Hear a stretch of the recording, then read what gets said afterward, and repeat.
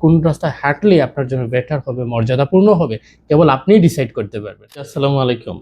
আজকে খুবই গুরুত্বপূর্ণ আলোচনা করব। তার সাথে মির্জা গালিবের ২ টি উক্তি এড করে দিব, যেটা থেকে আমাদের শিক্ষণীয় অনেক বিষয়। আমি জানি আমার ভিডিও কারা দেখেন, 99% অডিয়েন্স হচ্ছে যারা শিক্ষিত, এডুকেটেড এবং যারা ভদ্রতা বোঝেন এবং ম্যাচুরিটি বোঝেন। সো প্রিয় বন্ধুগণ, একটা জিনিস দেখুন, ওনার লেখাটা কত মার্জিত ছিল। প্রেমে পড়েছো আবার সম্মানও চাও।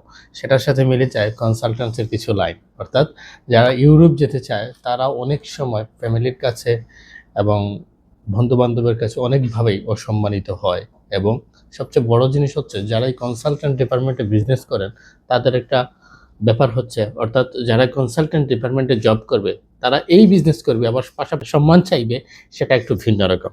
দ্বিতীয় লাইনটা হলো এরকম, ভালোবেসেছো আবার মর্যাদাও চাও। তারপরের লাইন হলো, তুমিও বড়ই নাদান গালিব, বিষ খেয়েছো আবার বাঁচতেও চাও।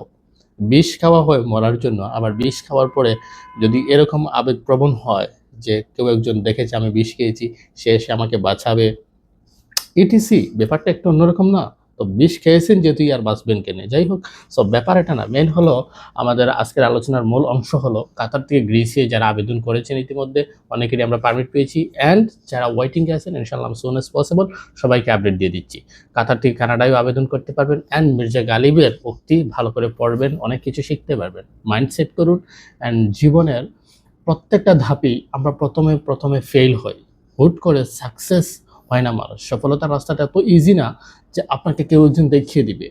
আপনার লাইফের গোল কোন রাস্তায় হাঁটলে আপনার জন্য বেটার হবে, মর্যাদাপূর্ণ হবে, কেবল আপনিই ডিসাইড করতে পারবেন। সো প্রিয় বন্ধুগণ, ভালো থাকবেন, সুস্থ থাকবেন। আল্লাহ হাফেজ।